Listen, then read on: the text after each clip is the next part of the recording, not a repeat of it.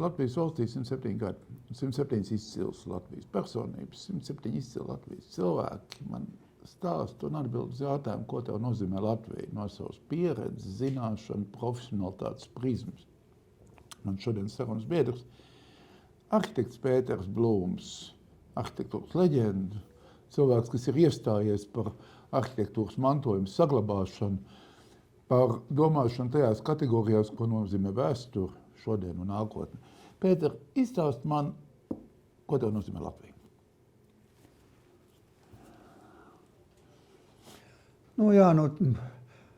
Ko var pateikt, ko man nozīmē Latvija? Latvija man ir viss, izņemot Latviju, man nekā cita nav.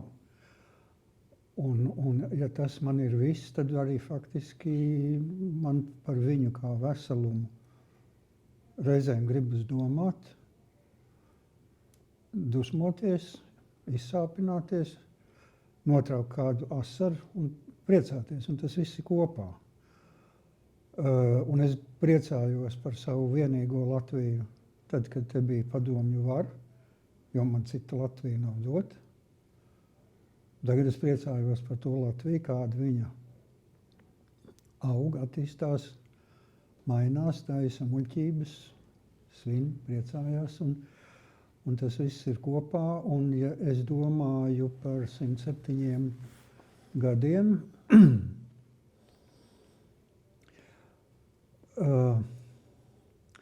kaut kādus ziepes, nepatikšanas, kaut kādus sūdzes vienmēr var sameklēt. Principā tā nav problēma. Priekš tam ir sētnieki, kādreiz teica Šinderi, kas savāc visu, ko. Un ir foršas lietas un ir labas lietas. Un es domājot par foršām lietām Latvijā, es nevaru ieraudzīt Latviju visu uzreiz. Jā, tagad ir brīnišķīgas iespējas Google Maps apskatīties, kā izskatās Latvija un no putnu lidojuma un tam līdzīgi, bet Latviju nevar aptvert, viņu var veidot kā savu personīgo mozaiku. Un tas bija apmēram pirms kaut kādiem, varbūt 5, 7 gadiem, plus mīnus, kad es sāku ievērot, ka braucot, man ļoti daudz iznāk braukāt pa Latviju, ka Latvija sāk mainīties laukos. Un ja tagad kādam gribas, es domāju, ka es neesmu vienīgais, un tas nav nekas unikāls, bet ja kādam gribas izbaudīt prieku un gandarījumu par laiku, ko viņš ir nodzīvojis šajā zemē, tad vajag izbraukt ar mašīnu, vēl labāk ar riteni, pa tādiem ceļiem, kur baigi sen nav braukts. Tā riktīgi sen, kur kādreiz ir palicis atmiņā, kaut kur pa pierobežām. Principā vienalga kur. Un tad var izbaudīt un saprast, kā mainās Latvija un uz kuru pusi viņa mainās. Ja mēs skatāmies 30. gadu fotogrāfijas, kuru bija tāds fotogrāfs Upītis, viņš paskartas taisīja, viņam ļoti skaists Latvijas ainavs ir. Tādas ainavas vairs nav. Tā ainava ir zudusi ļoti lielā mērā. Pilsētas, mazpilsētas ir, bet lauku ainava ar tādām viensētām, ar tādu apdzīvotības blīvumu, ar tāda veida agrāro struktūru, tas vairs nav. Viņš jau faktiski nomainījās jau lielā mērā kolhoza laikā, kad izmainījās viss tā struktūra. Un es diezgan daudz domāju par to, it kā kultūras mantojumā kaut kādos kanonos ir ierakstīts, ka ir jāsaglabā tradicionālā Latvijas ainava, lauka ainava. Man ir tāds jautājums, par ko ir runa vispār. Kur ir atskaites punkts, kas ir mūsu tradicionālā Latvijas lauku ainava, jo faktiski viņu ieraudzīt. Viņa jau bija nomainījusies, ja mēs paņemam cara laika bildes, ja, jau tad bija nomainījusies. Nesen meklēju Ko nozīmē? Vienkārši centos atrast kaut ko, kas ir saistīts ar, man vajadzēja par Latgales mājām dažas detaļas atrast. Pilnīgi nejauši uzskrēja virsū pēc citiem meklētāju vārdiem vienā 43. gada Vācu kronikā, Wochenschau bija tāds žurnāls. Un tur kaut kādas 30-40 sekundes brīnišķīgas Latgales lauka ainavas. Es esmu vispār Latgali pēdējos gados, 11 gados izbraukājis krustām šķērsām ļoti daudz. Es neko tādu tur neesmu redzējis vairāk. Jautājums ir par to, vai Latvija iet bojā. Nē, viņi neiet bojā. Viņi mainās. Mums ārkārtīgi patraucēja padomu laiks, kad mēs nespējām, respektīvi, kad cilvēki laukos nespēja mainīties par savām, rūpēties par savām saimniecībām. Viņi bija izdzīti, padzīti, likvidēti, emigrējuši. Tur dzīvoja citi cilvēki ar citu mentalitāti un tam līdzīgi. Un tās mājas tajā laikā novecoja, saimniecības mainījās, viņas kļuva mazvērtīgākas, nemīlētākas, nesaprastākas. Līdz ar to pēc 50 gadiem tagad atsākt kopt kaut ko, kas 50 gadus ir uzturēts bada režīmā, knapi pie dzīvības, ir nāvīgi grūti. Un tāpēc ir tas mans lielais prieks, ka Latvija laukos sāk izskatīties pēc pārtikušas zemes.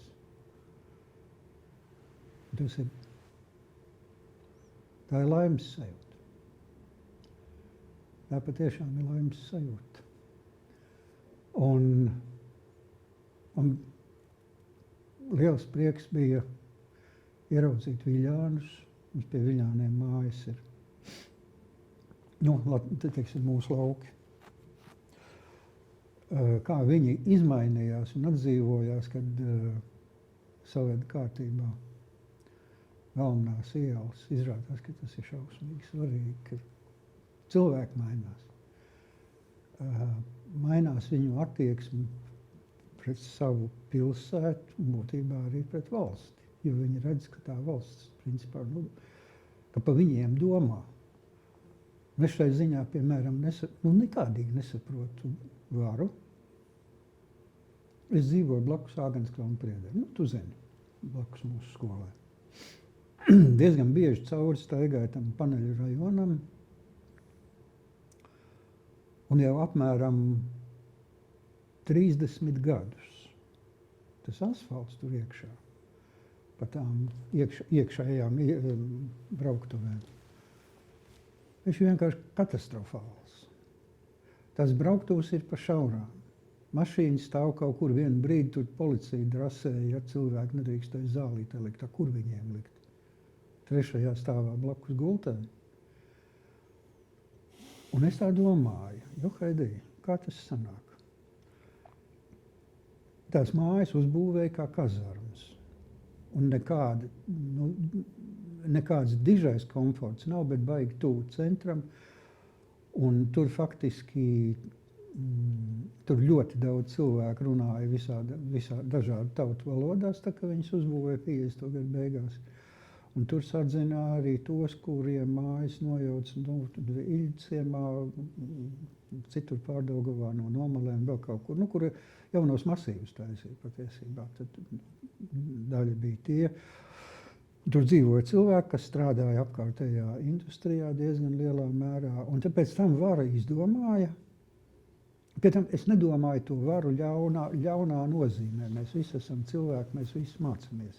Tikai cik ilgi var mācīties, vienreiz jau jāsāk tā kā strādāt būtu pareizi. Un tad vajadzēja privatizēt tos dzīvokļus, ja varēja privatizēt. Pieņemsim. Un tagad tās mājas ir privatizētas, tur tās robežas ir krustām šķērsām. Kas tos ceļus taisīs, kurus tad tie arī skaitās pie tā privāta īpašuma, ar visām infrastruktūrām, apgaismiem un tā tālāk.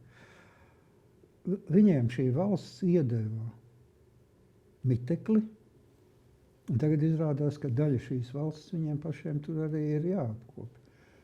Kāpēc Somi? Kāpēc Somiem šī problēma nav? Tāpēc, ka tas viņiem ir pārsvarā mājokļi ir municipālais īpašums un viņi īrē tās mājas. Es nesaprotu, un tad es vēl domāju. Mēs brīnamies par mūsu vēlētāju aktivitātēm. Tur dzīvo tūkstošiem cilvēku. Kaut arī tas masīviņš nav liels. Un es gribētu uzdot jautājumu, ko domā tie cilvēki par varu, ja viņiem pa šitādām piebrauktuvēm ir jādzīvo un principā, labi, miskasts sataisīja, no tur bišķi kaut ko sakot. Bet vispār tas ir dīvaini. Tas ir tik vienkārši, kā cilvēkiem uzlabot prātu attiecībā uz Latviju un uz Latvijas varu, kā savest viņiem ceļus kārtībā, lai viņi līdz mājām tiek labi, lai viņiem ik un mašīna nobraukt, lai viņiem nav jālīkumo starp bedrēm ar bērnu ratiņiem. Un tur vecāki cilvēki ratiņkrēslos, viņi tur nevar dzīvot, tāpēc, ka viņiem tur nav tāda dzīves apstākļi. Mēs baigi skaļi runājām, bet tās lielas lietas. Bet es gribētu teikt tā, ka šitādas nepatikšanas visapkārt un viņas būs vienmēr. Tur neko nevar darīt, bet,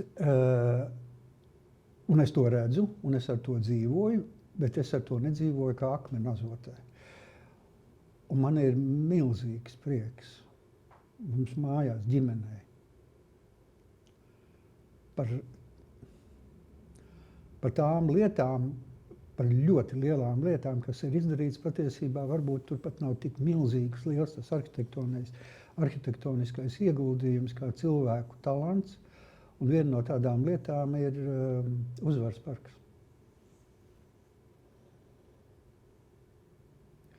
Mums agrāk nebija tāda baigi daudz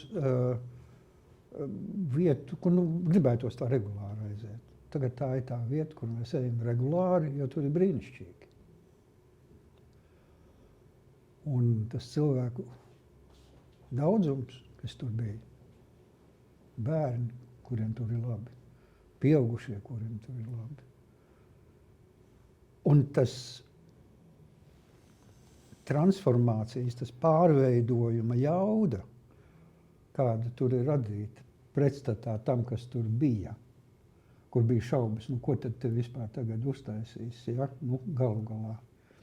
Viņi principā, vismaz manā kritiskajā skatījumā, viņi ir ārkārtīgi veiksmīgi nolīdzsvarojusi to negatīvo, kas tur ir palicis apakšā tā dīķa. Lai gan to dīķi, man liekas, visu izrak, un tad viņi aizbēra ciet. Un tur vairs nav arī tā 45. gada, 46. gada karātavu vietas. Ja? Izjūt, jā. Kur tos vācu ģenerāļus sodīja ar nāvi. Tā ir viena brīnišķīga vieta. Un vēl pavisam nesen apakaļ, tā ir Sidraba birs.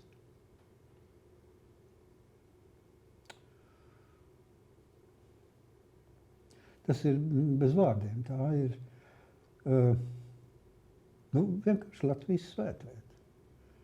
Tāda organiska. Agrāk viņa tāda nebija. Tie bija dziesmu svētki. Bet tagad tas ir kaut kas cits. Tu man gribēji prasīt kaut ko? Nē, es jau... Tad vēl viena sīka lieta, bet patīkama lieta. Tā ir Jēkabiela posmā no Torņielas līdz Valdemāra ielai. Man liekas, ka tā ir pirmā iela Vecrīgā, kur visā garumā no viena līdz otram galam ir svaigi nokrāsot, kur tā arī var smuki redzēt, tur vienā pusē ir parks un otrā pusē ir tas. Viņi tā baigi labi var redzēt, tas nebija tā uzreiz, tas nebija tāds projekts, kur davēt zenam cauri, tur gadu laikā viss sakārtot. Vienīgais, ka visi ļoti labi zina, ka tas ir ielas posms, kas savieno Valdemāra ielu ar Saeimu, ja? Un iespējams, ka tas ir tomēr kaut kādā veidā apzināti taisīts, lai tiem, kas veido valsts likumus un tā, kā teikt, virza valsti, lai viņiem būtu tāda gaišāka sajūta par to, ka, nu, ko mēs esam panākuši. Nu, tas posms ir kārtībā, nu, bet principā tā var būt tāda mana ironija. Ir vēl viens liels prieks man ir par to, ka neskatoties uz konfliktiem, kasīšanos, ņemšanos, baigām diskusijām un lāstiem, kas nāca par to, ka tagad vajadzēs pa vienu brauktuvi vienā līmenī braukt velosipēdiem, tramvajam un autotransportam Krišāņu Baronielā. Viņš ir realizējies. Man ir bail tur braukt ar velospēdu. Arī ten? Jā. Man visu laiku kāds nostājās tur vai brauc virsū. Jā, bet principā tā vairs, kā lai saka, tā vairs nav metode vai veids kā tāds, bet tie ir tādi izņēmumi, kurus arī var atrast kādā veidā, no viņus mazināt, bet galvenais, ka tas strādā. Šī tolerance, ja, tā ir viena no publiskās tolerances ļoti būtiskām formām, kas principā galu galā mums palīdz dzīvot, jo tā maģistrāla, ka tur var izbraukt cauri. Nu, es zinu, tas pats arī pa Lāčplēšu, nu, tu reizēm stāv, nu, tu nezini, kur tev sprukt. Tās ir tādas foršas lietas, vēl viena laba lieta ir daudzi prognozēja, ka koku Rīga pazudīs. Nu, ka nebūs. Nu, paudz un viss.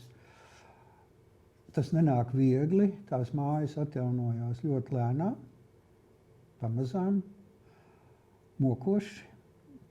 Joprojām tiek meklēti ceļi, kādā veidā to varētu izdarīt, varbūt netik sarežģīti, netik mokoši.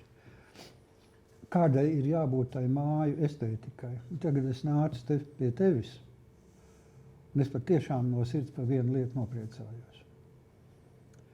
Pretējā ielas pusē ir Blaumaņa iela 23. Tā māja gadiem izskatījās briesmīgi, tad viņai tur bija kankariņi priekšā aizkārti, tad bija laiks, kad viņi gribēja nojaukt, tā ir riktīgi leģenda. Un tad man bija saruna ar īpašniekiem un vienu cilvēku, kurš tā kā virza tos cilvēkus, bet labā nozīmē virza. Un pavasarī viņi tā kā mēģināja man pierunāt, lai es paņemu, vai es nevarētu to projektu paņemt, bet pat cik es tā vairāk daru to, ko man gribās darīt, nekā to, kas man ir jādara kā pienākums. Es teicu, es labāk pakonsultēšu to arhitektu, kas to... Un es domāju, parunāsim gan jau apstājās, bet viņiem bija jāmaksā tā paaugstinātā, sodnauda kaut kāda tur bija. Un es tagad eju garām, jocīgi dzeltens. Un es teicu, nekasiet nost visu krāsu. Noņemiet nost to krāsu tik daudz, cik nāk nost. Un tai mājai ir vēl viena burvīga lieta, kāpēc viņa patiešām tā fasāde ir viņa ļoti vērtīga, reta. Tur viss ir oriģināls, tur visi logi ir oriģināli no 19. gadsimta pēdējā ceturkšņa, pie tam tas ir tā saucamais Rīgas tipa logs ar vertikāliem profiliem, tādiem impostiņiem augšā un apakšā. Un viņi nav nodzinuši visu krāsu, viņi pārkrāsojuši viņi nav dzīvojami, viņi savest kārtībā. Bet noņems sastatnes, es viņu bildēšu un rādīšu, ka to var izdarīt, ja? Un ka tā māja patiešām izskatās baigi veca, bet viņa izskatās svaiga. Pa gabalu tu nemaz to tā nepateiksi. Un šādas lietas viņas rada vispār prieku. Man, diemžēl, laika deficīts. Tādēļ es tev uzdošu to jautājumu, ko tu vēl Latvijai? Mācīties. Galvenokārt atskatīties varbūt mācīties no vienas lietas. Tā ir tālredzība, tāldzirdība, sajūta. Tie bija kaut kādi 11. gadi, kad es sāku skatīties Krievijas televīzijā, viņiem bija raidījumi par armiju. Tur bija katru nedēļu bija raidījums, es neatceros, kā viņi sauca, bet tur katru nedēļu rādīja, kādas novitātes viņiem ir ieroču ražošanā, kosmosa kuģi. Un es tad domāju, Heidi, pie mums viss tā baigi mierīgi. Un, visi baigi labi un mēs esam baigie draugi, bet viņš bruņojās. Viņš naturāli bruņojās. Un man likās, ka visi pulkveža ģenerāļi, Saeima, kaimiņu valstis to redz. Tas nozīmē, ka cilvēkiem ir raksturīgi tas, es negribu uzskatīt sevi par pravietu, bet es tiešām tā domāju. Es domāju, ka cilvēki saprot. Bet tagad izrādās, ka principā mums viss jāsāk gandrīz vai no nulles. Tāpēc tas tiešām ir novēlējums ne tikai tajā militārajā jomā, bet mācīties. Un to jau jaunatvieši teica, ka vajag mācīties. Paldies tev par stāstu.